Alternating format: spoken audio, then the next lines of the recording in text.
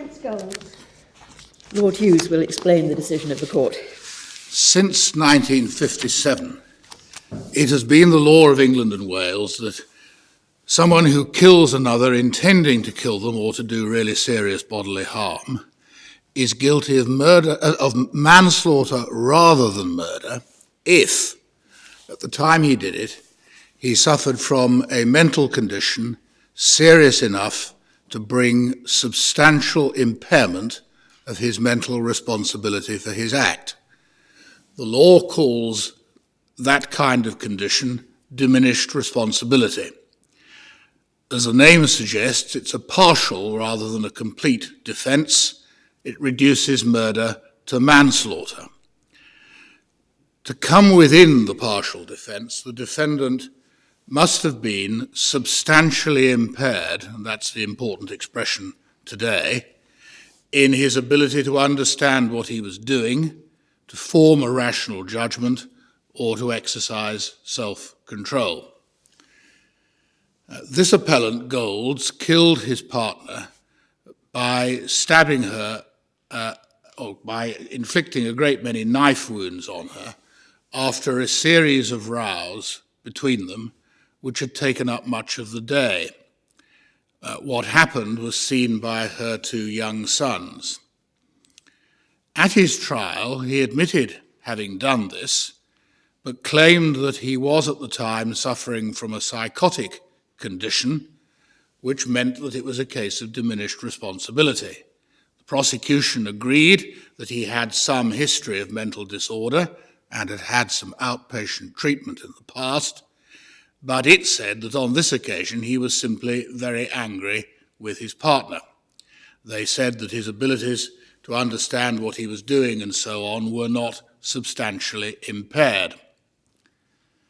The issue raised in this appeal was the correct meaning of that expression, substantially impaired, in this context.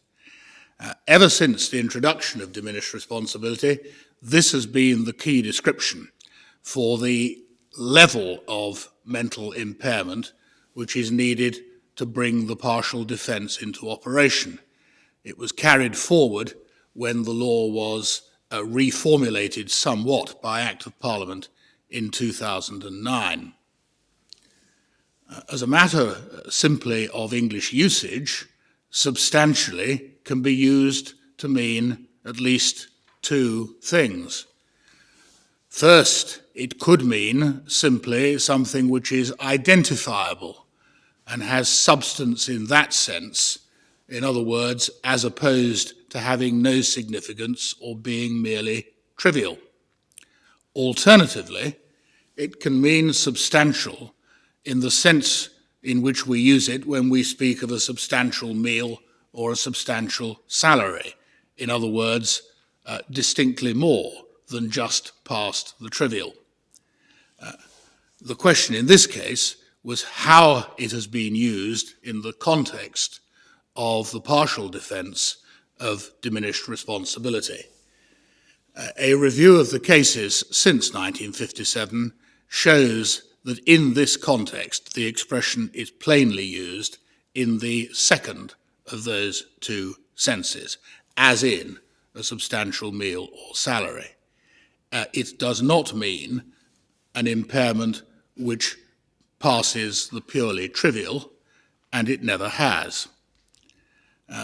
This meaning is underlined by comparing the Scottish usage, which is relevant because diminished responsibility was a concept first developed by the common law in Scotland and borrowed by Parliament for England and Wales in 1957. 57, I'm so sorry. In Scotland, it's completely clear that substantially impaired is used in the second rather than the first sense. This also is consistent with principle.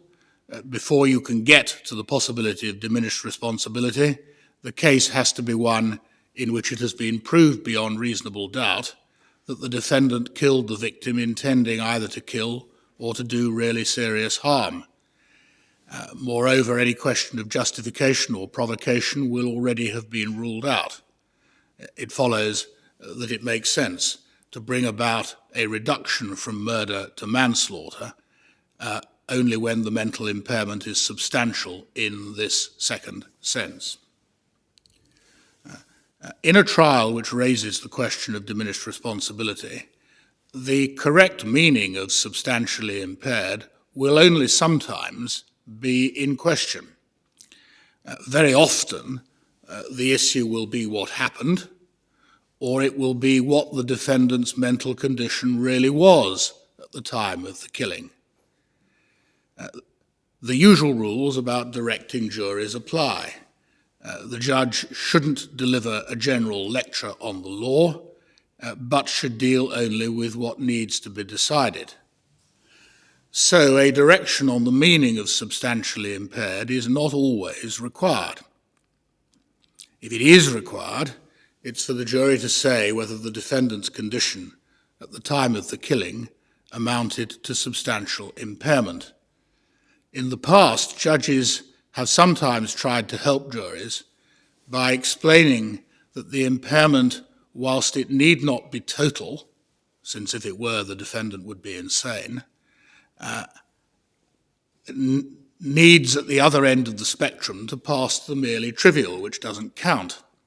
What they meant by this was that between those two extremes, it was for the jury to say whether this defendant suffered from substantial impairment or not. We have offered the advice that telling the jury about a spectrum between two extremes is probably best avoided, but that if that is raised, it is necessary to go on to explain that substantially does not mean anything more than the merely trivial.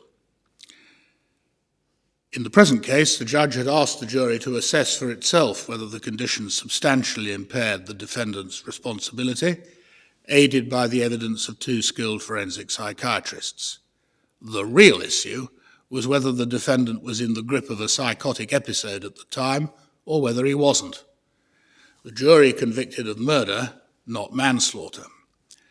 The judge's approach was correct.